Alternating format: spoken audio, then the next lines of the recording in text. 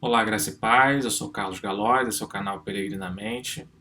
Espero que esteja tudo bem com você, com a sua família, que Deus continue guardando a sua vida, protegendo, livrando de todo mal, no meio de tantas ameaças, de tantas situações complexas que nós estamos vivendo no nosso tempo presente. Neste vídeo eu gostaria de propor um tema para que nós estivéssemos analisando juntamente. Não tenho uma pretensão de esgotá-lo, porque é um tema muito amplo, que divide muitas opiniões, mas tem sido um clamor constante da sociedade na qual nós vivemos, que é em relação à justiça ou às injustiças, né? E aí eu gostaria de pensar com você em relação a isso, de um ponto de vista cristão, de um ponto de vista protestante, fazendo uma análise daquilo que nós chamamos de justiça, daquilo que nós pensamos de justiça, ou até mesmo daquilo que nós esperamos ser justiça para os nossos dias, para as nossas vidas. Então é importante nós analisarmos em relação a isso. Nós temos visto aí muitas situações que nós costumeiramente chamamos de injustiças, né, acontecendo, algumas violações de direitos, né, acontecendo também. E nós temos visto surgindo cada vez mais esse clamor por justiça, esse pensamento, essa direção da justiça. Alguns se propõem a serem aí ideologicamente, né, formadores de opiniões que geram justiça. Nós colocamos aí na sociedade como um todo nossas expectativas, nossas esperanças em ONGs, colocamos as nossas esperanças em advogados, em juízes, e aí nenhuma crítica diretamente a esses profissionais, até porque tenho muitos amigos também dentro do ramo do direito, né, que também é aquilo que nós acabamos direcionando todas as nossas expectativas, todas as nossas esperanças.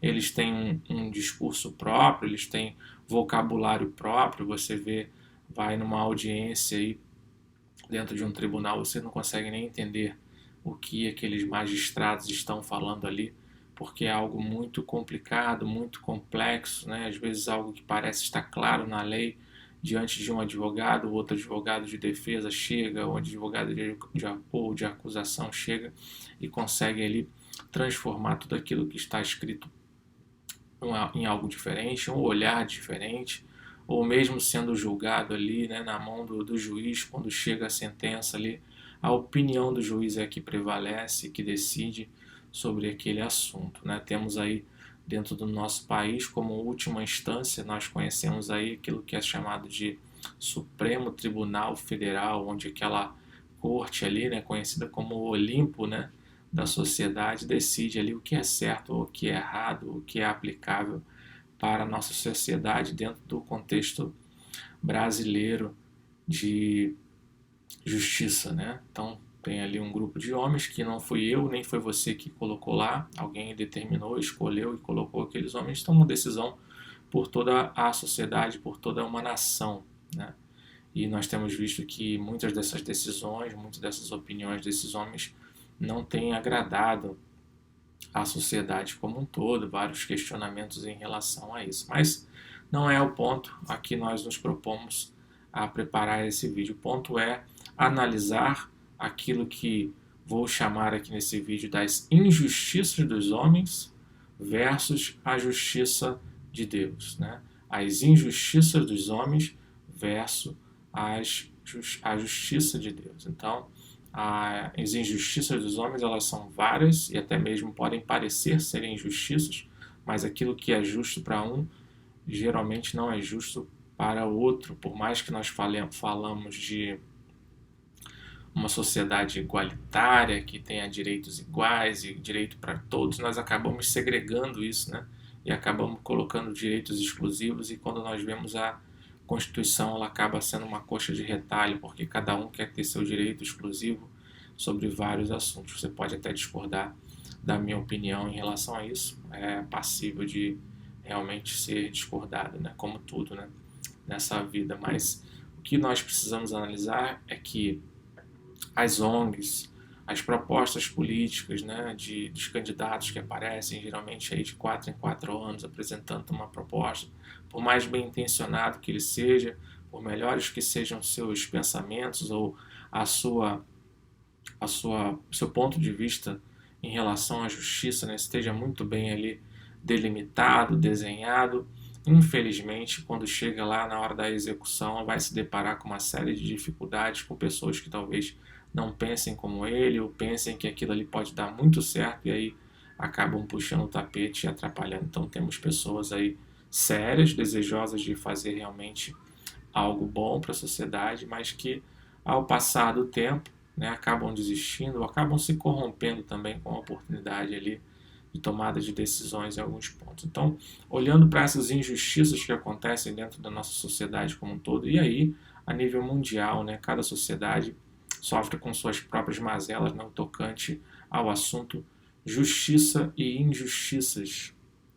Então, primeiramente, gostaria de, do ponto de vista cristão, do ponto de vista bíblico, apresentar para você que, por mais revoltado que você fique, por mais revoltado que seja a nossa sociedade, por mais que saiamos às ruas, né, como às vezes somos convidados aí a fazermos manifestações, queimar camisa, né, no caso das feministas, queimar sutiãs e etc., né, esse tipo de manifestações, esse tipo de busca por justiça, de direitos iguais e etc., né, o apóstolo Tiago, na sua carta, no capítulo 1, a partir do versículo 20, ele diz o seguinte, que a ira do homem, por mais irado que nós estejamos, por mais revoltado que nós estejamos em relação a tudo isso, a ira do homem não pode produzir a justiça de Deus. Né?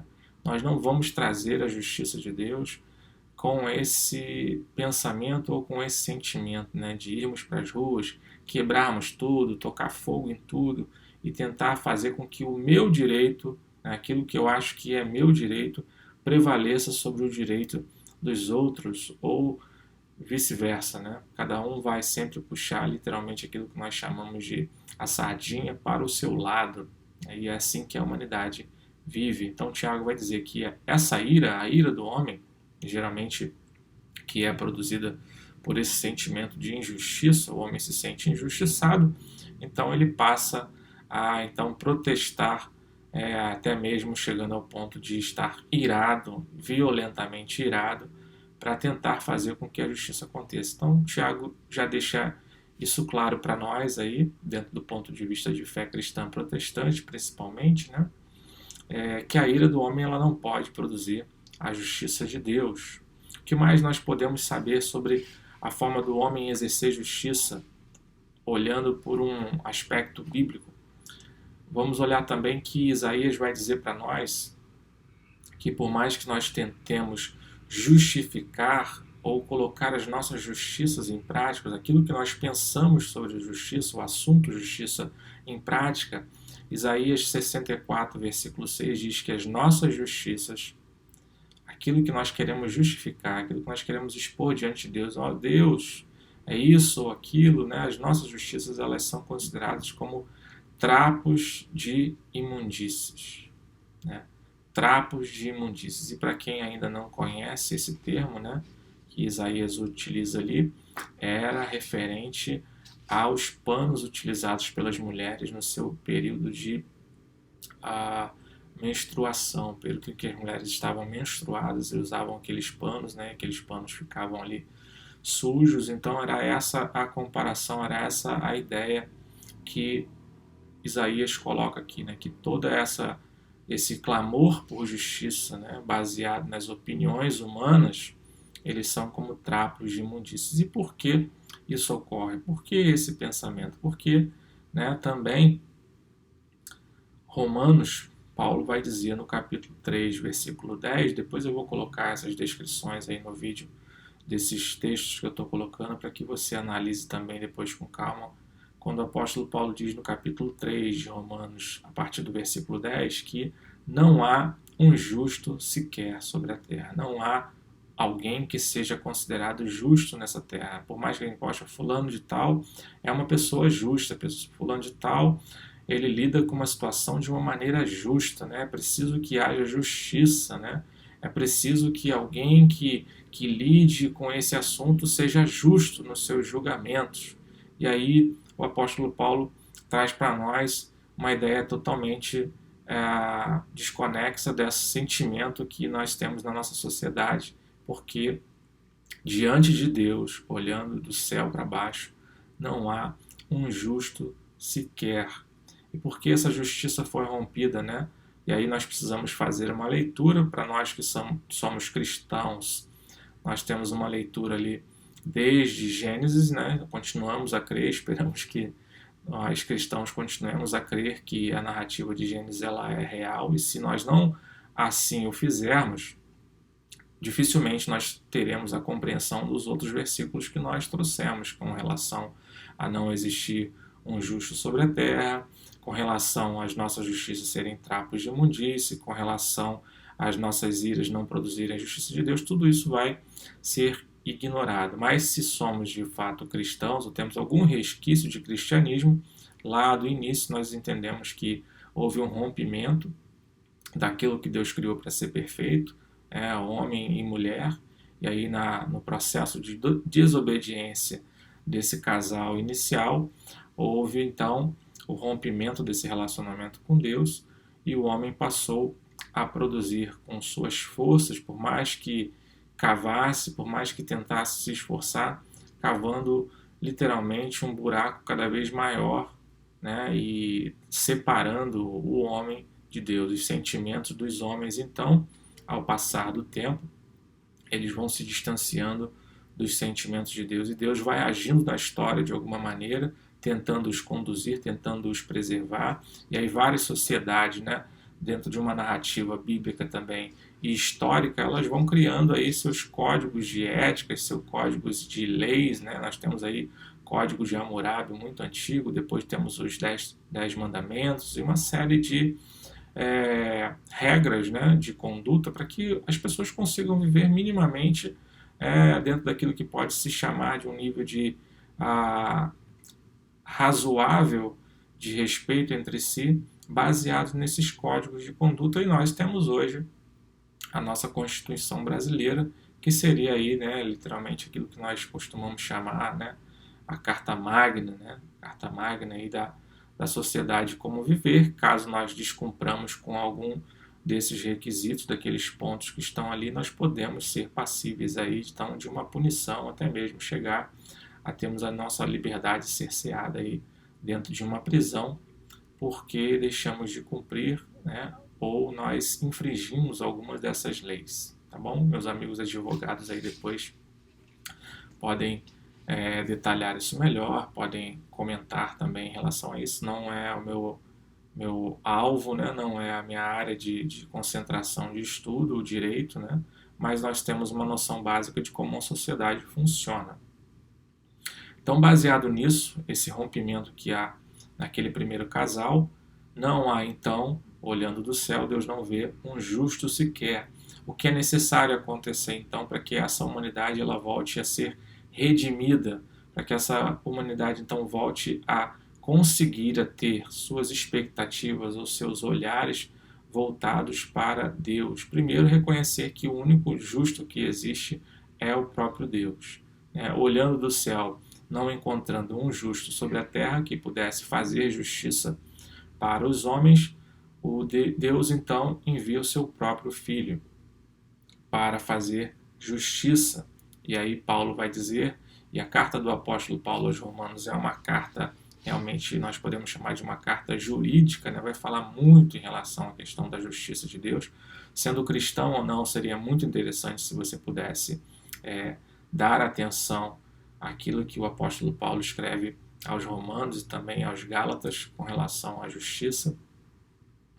E aí ele vai dizer no capítulo 3, versículo 26, que como não existia ninguém que pudesse fazer justiça, Deus enviou o seu Filho, e Jesus se torna então ali, através daquele testemunho que ele dá do seu sacrifício na cruz, morrendo e ressuscitando, ele se torna então, para a humanidade, o justo e o justificador. Né? Ele é aquele que é justo porque não cometeu pecado, ele não nasce daquela descendência ali de Adão e Eva, ele vem nascendo da Virgem, sem nenhuma concepção humana, o próprio Espírito Santo gerando, e é preciso ter fé para crer nisso também. Se você não consegue crer nisso também vai ser muito difícil você ter esse tipo de compreensão. Isso ocorre pela fé gerada pelo próprio Deus através do Espírito Santo nos nossos corações. Por isso nós continuamos a crer, continuamos a declarar essas verdades. Então, Jesus, então, sendo o justo, o justificador, ele agora capacita homens e mulheres em todas as gerações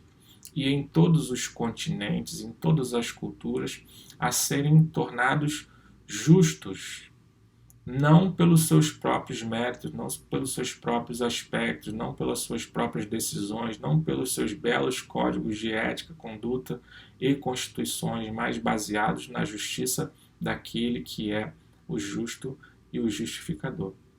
Esses justos, então, eles vão estar na sociedade, vão caminhar na sociedade, vão seguir as leis, vão cumprir com todos os protocolos, né, todos os códigos de ética existentes, mas a sua justiça superior é uma justiça de Deus, é uma justiça que ela é vivida pela fé.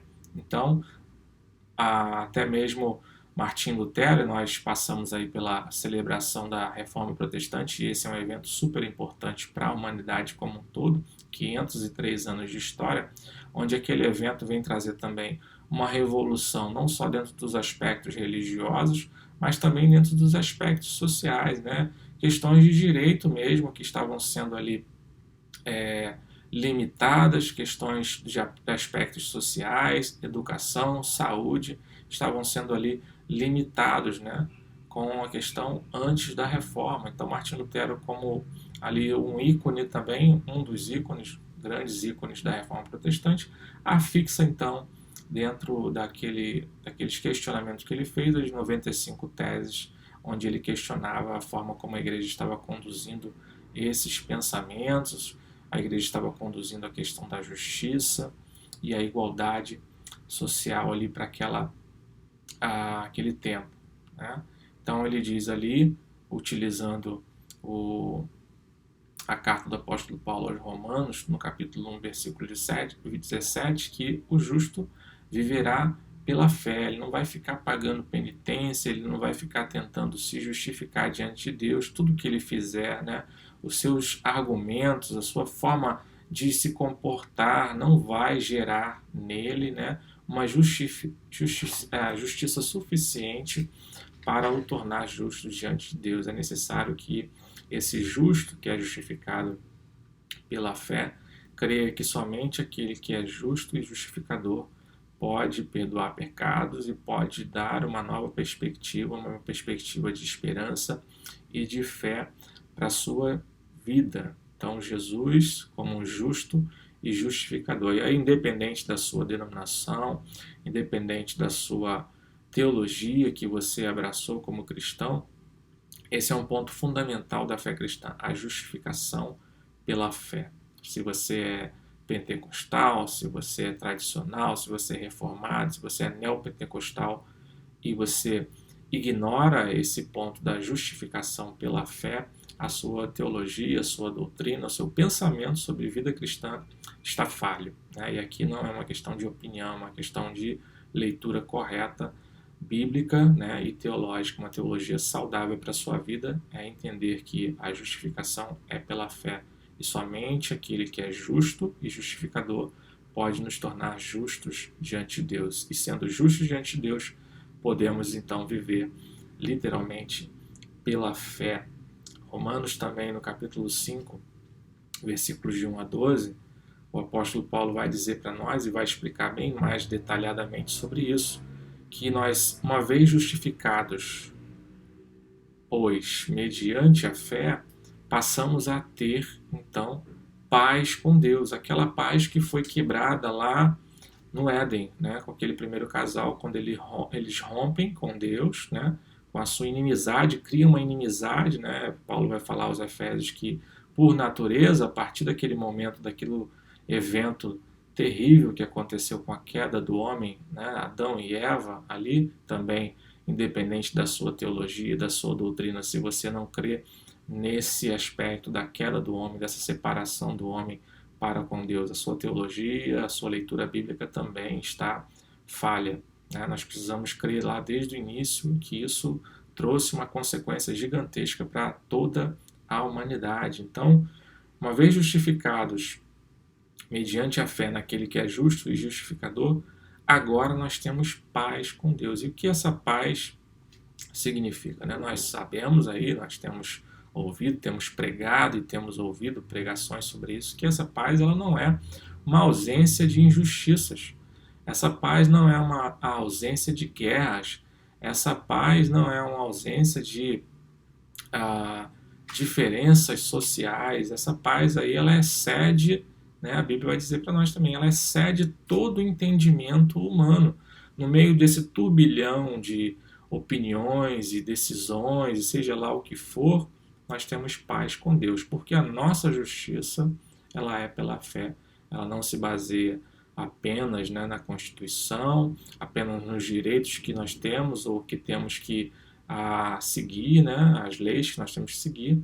Nós cremos pela fé, nós podemos ter paz com Deus. No meio de tudo isso que está acontecendo, no meio de todas essas injustiças, sejam sociais, sejam lá quais forem, aquele clamor por igualdade de direitos, né, que nós vemos aí, nada disso vai produzir para nós aquilo que é a nossa maior e real necessidade para todos os homens em todos os tempos.